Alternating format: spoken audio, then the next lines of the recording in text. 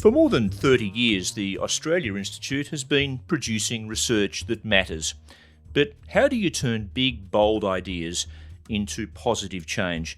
In this series, I'm speaking to some of Australia's and the world's best thinkers about how we can make change for the better. I'm Paul Barclay. This is What's the Big Idea, brought to you by the Australia Institute. Today, I'm talking with Thomas Mayo, a Torres Strait Islander man born on Larrakia country in Darwin. Thomas has been an official at the Maritime Union of Australia and was deeply involved in the campaign for a constitutionally enshrined First Nations voice and Makarrata Commission for truth-telling and agreement making. Hello, Thomas. Hi, Paul. So it's coming up on 18 months since the Indigenous Voice Referendum. What conclusions have you come to in that period about why it was unsuccessful? I think that it was certainly possible with years of support up around 60%. I think in the analysis after the referendum that we did, looking at that, how that support changed and when it flipped to the point where it was 40% for and 60% against, the change really started to happen in late 2022 when the Nationals decided to go against it, and that was before there was ever a question determined and the final words that would go into the Constitution if it were successful. So they jumped the gun there, and we started to see the decline in the polls from that point, and it completed the flip in early the next year when Peter Dutton announced that the coalition wouldn't even allow a conscience vote and that they would be right behind the no campaign. And then that was consistent until about a week before the referendum, when it started to come back to the yes side's way, but it was too late. And so from that, my conclusion is I don't think we can blame the Australian people, not even those that voted no. What we need to understand is that the greatest effect was the very strong disinformation campaign that was run by the coalition and their counterparts in the no campaign. And also the tactics of bullying that we saw, the intimidation, not just against leaders like me, but they were very effective at mobilizing masses of complaints and awful commentary on social media. Anytime anyone really put their head up to support it, and especially someone that was effective. And we have seen that now, that style of campaigning so effective in the Trump campaigns, and that's ultimately to blame. Of course, First Nations Australians face the same challenges they faced before the referendum. That hasn't changed. You write, we cannot lose sight of the need for structural and systemic reforms to address the core of the problem, the torment of our powerlessness. So from this point now, how do we as a nation move forward and address those changes given the disappointment over the failure of the referendum? I think things have actually gotten worse. They haven't remained the same, and the coalition haven't stopped, and those right-wing forces haven't stopped using Indigenous people and the fear-mongering about us as an effective campaign tool on their side. But how do we turn around? We can't lose sight of the need for structural reform. There's been many things that have happened since the referendum. I have further regretted that we didn't achieve the voice because it could have participated in that debate in a coherent and effective way.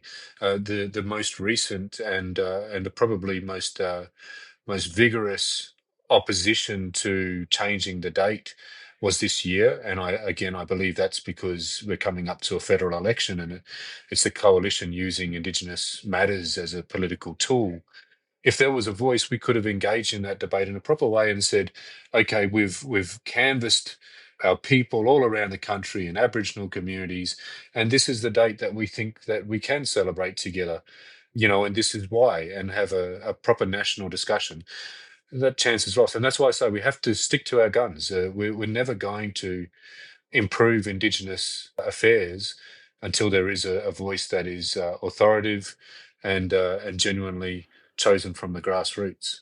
And we don't want to jump to conclusions about those who voted no either. 50% of those who voted no to the voice agree more needs to be done to address Indigenous disadvantage. That's according to Australia Institute research that was taken, I think, around the time of the vote at the referendum. And you agree that you don't believe that no voters were saying no to Indigenous rights.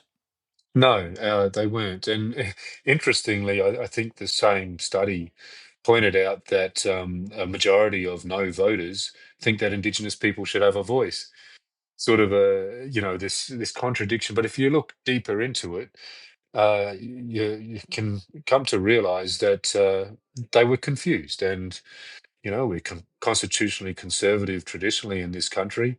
And as soon as people think are uncertain, then they're not going to support it. And again, the coalition shamelessly exploited that. And I say shamelessly because it was such a benevolent proposal and something that did basically enjoy bipartisan support for around a decade for constitutional recognition.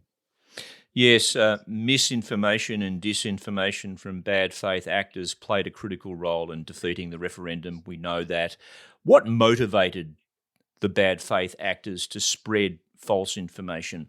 And why was that false information so successful? Oh, it's pure selfishness, I think, selfish in ambition to run the country, and selfish in their own sort of desire to use us as a way to make more money. And so I mean, what else can you put it down to? It's certainly not something that had any honesty to it. There was no chance that we were going to take people's backyards or anything like that. And I think this is why, in the piece that I wrote, I encourage people to continue their conversations. The piece that I wrote is based on my most recent book, Always Was, Always Will Be: The Campaign for Justice and Recognition Continues. We have to resist the temptation with all of the disinformation that's designed to pit us against each other and to forget the hideously wealthy billionaires that are ignored while we're blaming each other for our woes. We have to resist all of that and continue to talk with each other, and not to fall into that hatred that they want us to have for each other.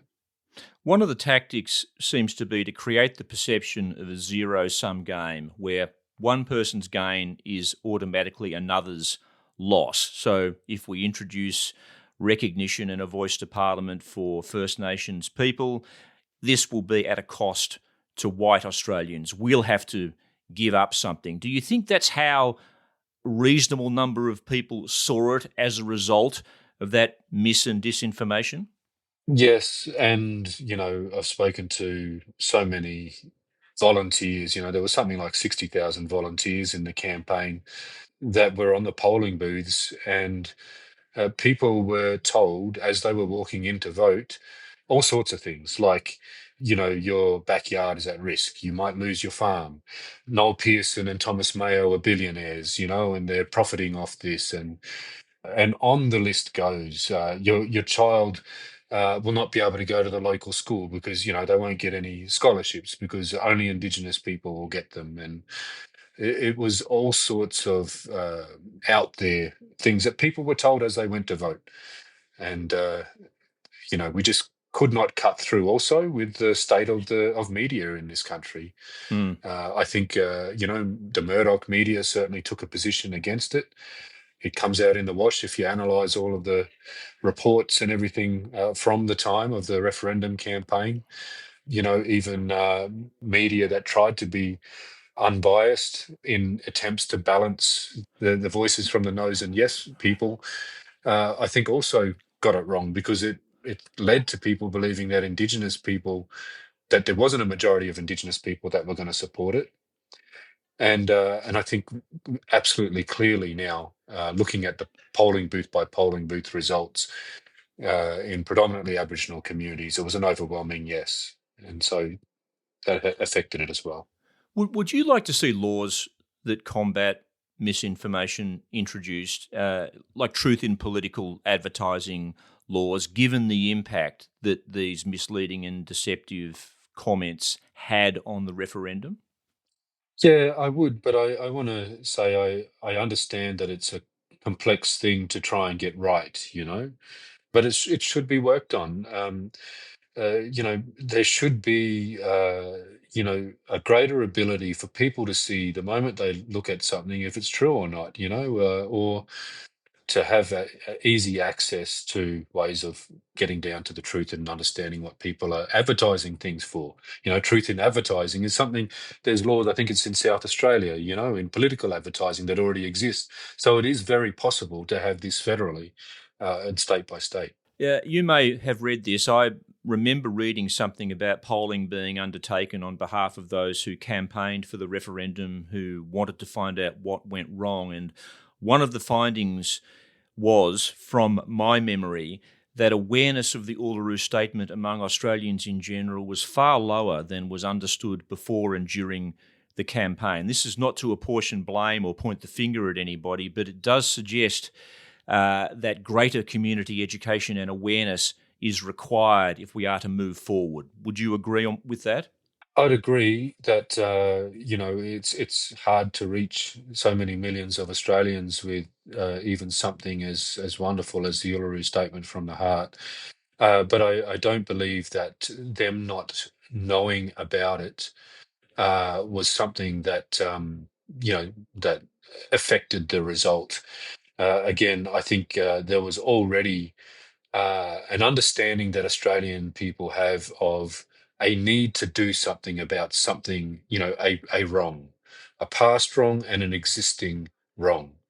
And, as I said, the polls, 60% support for years in a row until the Nationals and the Liberals decided to use it for their own political gain.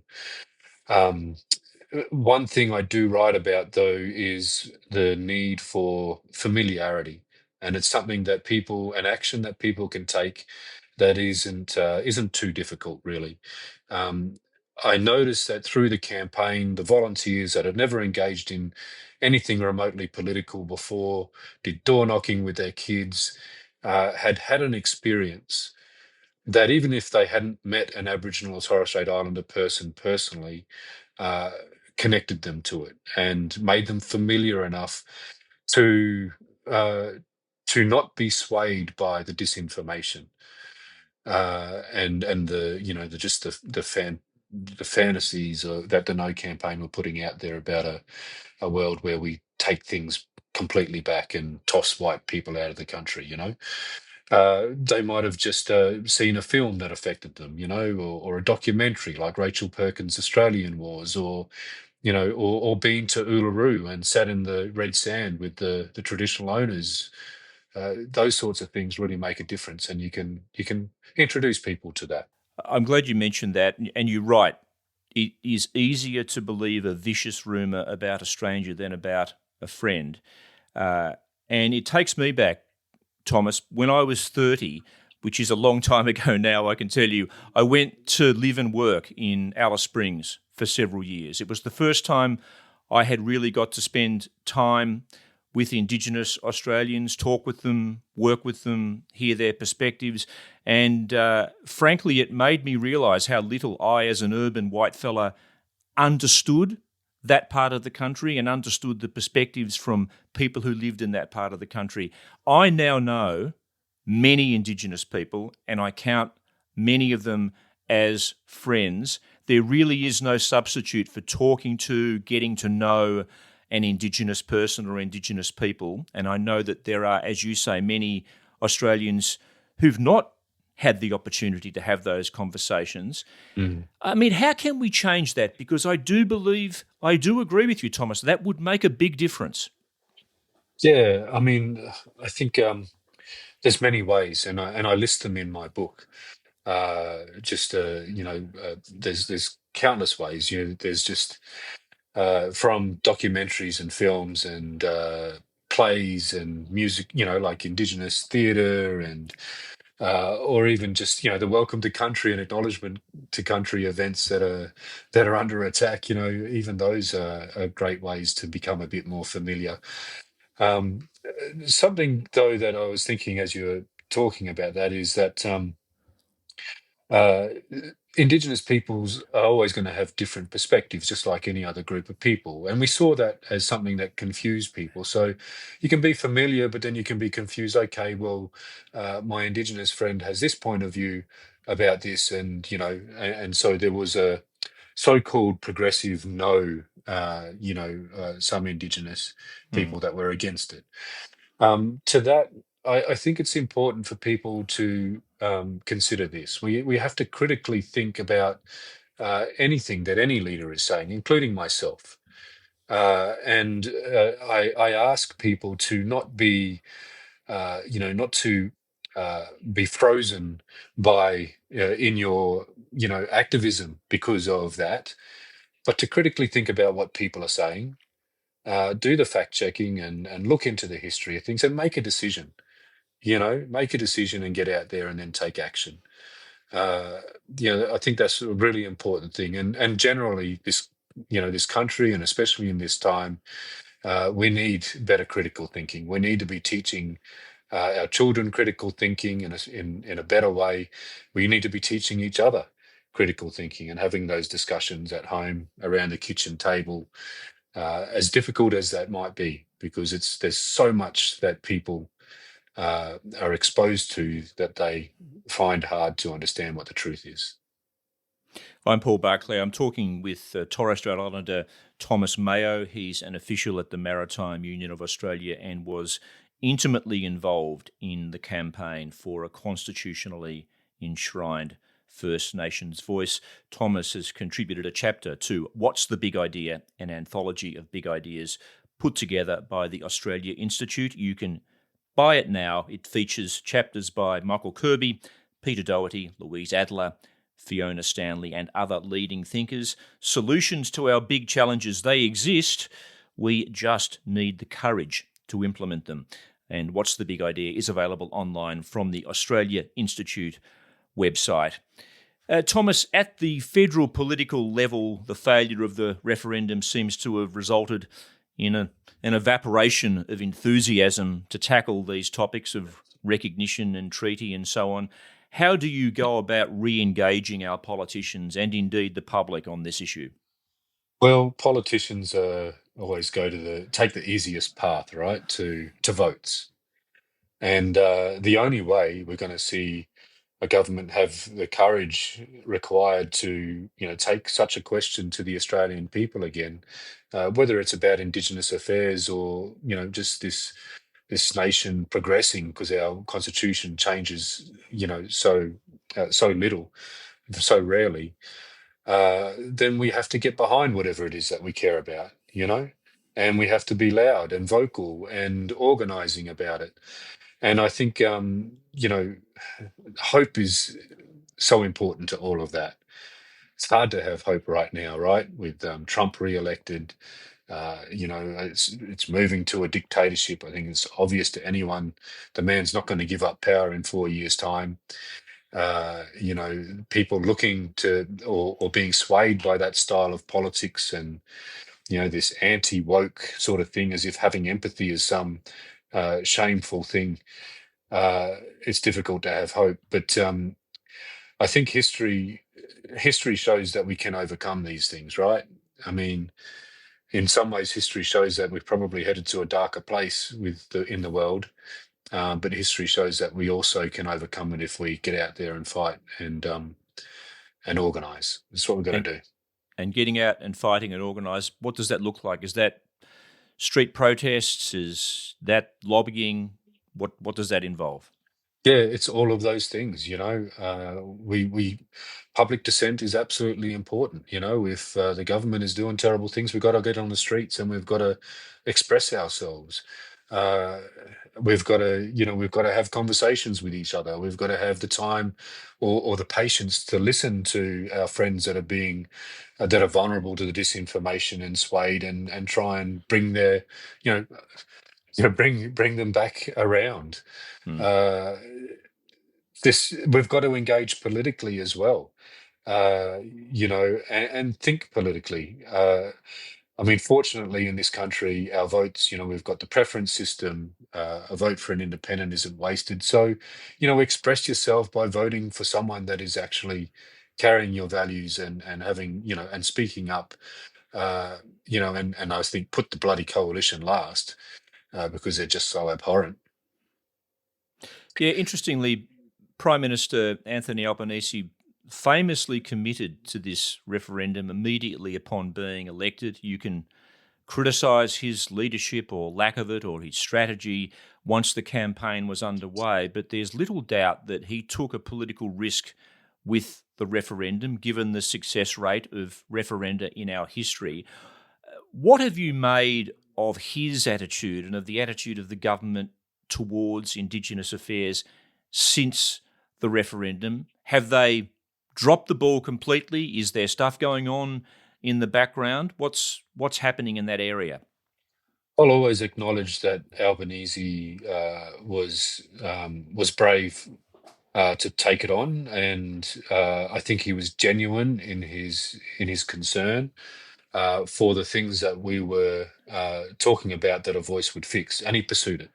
And I think he should always get his due for that. Uh, but this is the reason why the country and the world is somewhat going to the right, and we've got to think about this in the leadership of the present Labor government and previous ones. They've failed to deliver on what the people want. What people vote for them for, right? Uh, Too often, and so people have lost faith. They're not inspired, and that's why they look for the strong leader, which tends to be in the case of Trump and Dutton, they're not. They're just selfish, fear mongers and all the rest. So look, we need governments that say they're progressive to do progressive things and to deliver on those things and really take substantive action against the growing wealth inequality. That's what they need to do, but it's not happening. Hasn't happened Mm. for a long time. And Peter Dutton has said if elected Prime Minister, he will not have the Aboriginal flag on display behind him. It is hard to see that statement as anything other than a provocation towards Aboriginal Australians. It was designed to get an emotional response, and that is all. I don't deny that. I firmly believe, based on Peter Dutton's record, that he has racist views, and that is one of his driving things to do the things that he does. But I want people to keep in mind and probably share this with people that react to it in a way that might be supportive to what Dutton is saying about, welcome to countries and stuff like that. He is just looking for an emotional response.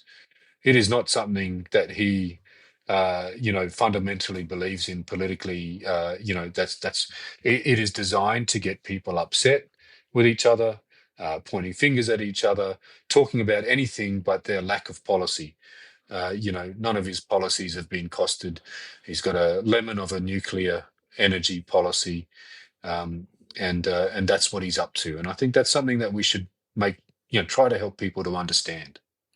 You write about your own personal experience of racism from your childhood up until the present day. You're still receiving horrendous messages. And I suppose the purpose of the examples you quote is to, and this is a quote, remove any doubt about how horribly racist some Australians are. What role did racism and prejudice play in the defeat of the referendum, and how much of a barrier does it remain to change in this area? This country certainly still has a problem with racism, and there are certainly still many people that have just utterly racist views. But again, I don't believe that is most Australians. Most Australians probably have stereotypes and prejudices that they carry from the things that they see and have learnt, and probably learnt as a child and have carried it for decades, and is hard to let go of. But again, I go to those early polls that were years in a row that indicated 60% of people would support it. And then, as you mentioned, the analysis later that still showed that people cared enough to think that something should be done. So there is a problem with racism in this country. It is a problem that is violent and hurtful, but at the same time, we cannot forget the bad actors that are there using those prejudices and causing racism and acting in that way. And on a more historical level, you write about the cult of forgetfulness that has taken hold in Australia, and you quote both Noel Pearson and W.E.H. Stanner in this regard, Stanner being the anthropologist who gave the Boyer lectures back in the 60s. Forgetfulness, Stanner said, was not explained by absent-mindedness, and the referendum was a moment, as you write, to face up to past and present wrongs. Did too many Australians at that moment choose to forget? Yes, too many did. That's right. I mentioned those in the media that fill that niche of it's Sky After Dark, right? The Andrew Bolts of the world, and that they are they're spreading this cult of forgetfulness. They're encouraging people to forget it. They're denying the truth of what has happened, uh, and I think they know what they're doing. But there are people that are racist that need to have their um, terrible theories about the lack of our humanity reinforced. And it boils down to that, and they have something to answer for as well. Those that part of the media. One of the themes that's come up in this series of discussions I'm having with contributors to What's the Big Idea is how our media, the fact that it's owned by a few rich and powerful individuals, has undue influence over a variety of political debate. This is nothing new. Our media has been highly concentrated for decades. I understand it's the second most highly concentrated media in the world, 4 companies controlling 84% of the newspaper market. This is an impediment, is it not, for these kinds of debates? And is this something we need to address, the concentration of media ownership? Yeah, absolutely, we do. The all of the reasons why we should. There's so many of them. I think, especially in the last couple of decades, where it's political interference, totally biased, the Murdoch media, and something should be done about it. But I don't think we should stop there in the mainstream media. I think the Elon Musk and Mark Zuckerberg have both thrown their hands in with Trump, and they're controlling what people see on their phones, which is, I think, where most people get their information from these days. So our democracy is under threat while those things aren't addressed, and the decline can be pretty quick, as we're seeing in the United States. And it's a serious impediment for issues like the Indigenous referendum, for progressive politics generally. Yeah, that's right. When your democracy goes to shit, then you've got no chance of getting any of those things across the line, right? Uh, it's a scary place. It'll be a scary world. So does the priority remain coming back to looking at where we go now after the referendum has failed? Does the priority remain constitutional recognition in some meaningful way in which First Nations people can have a say on the matters that affect them? Is that, or is there a rethinking now about the direction that you take in the future? The importance of setting up some sort of structure from which we can speak from as a collective is still as important as ever. The common sense and the logic behind that was in multiple reports that even the coalition government got about how you fix these things. You need to set up a way to uh, listen and to act and to partner with Indigenous people, it continues to be the case.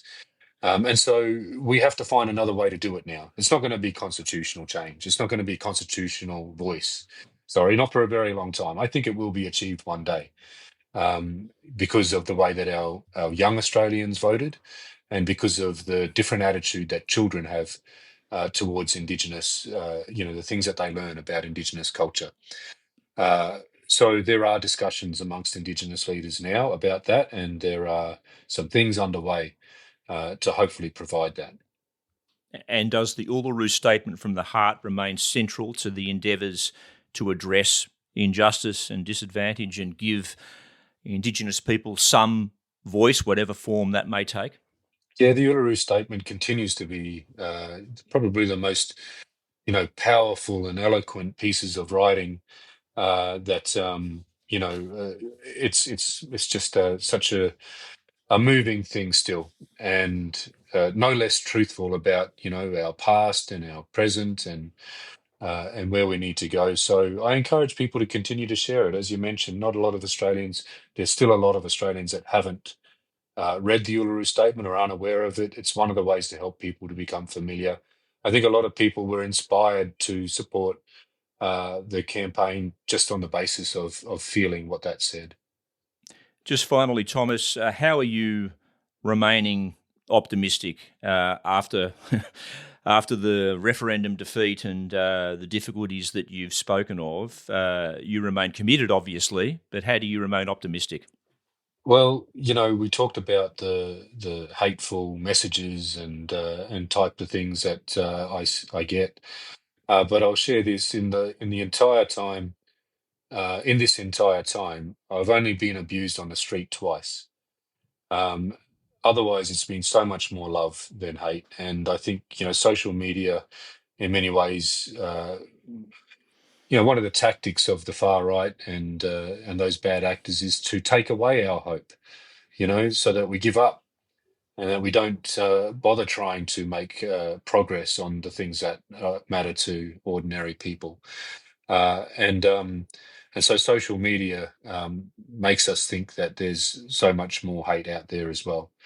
I reckon that we've just got to resist that and just keep talking with each other, uh, keep organising, keep joining groups, get more political, and that's the pathway to getting these things done.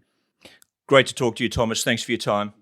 Thanks, Paul. Thomas Mayo is a Torres Strait Islander born on Larrakia country in Darwin. He's been an official at the Maritime Union of Australia and was deeply involved in the campaign for a constitutionally enshrined First Nations voice. The Australia Institute believes in big ideas and delivering research that matters. We can't do it alone. We need people like you who understand that real change, like a voice to Parliament, doesn't come from playing it safe. That's why we're asking for your support. Sign up to our mailing list to get involved, and if you have the means, you can also donate to ensure we keep fighting for a better, cleaner, fairer Australia. Thanks for listening. Bye for now.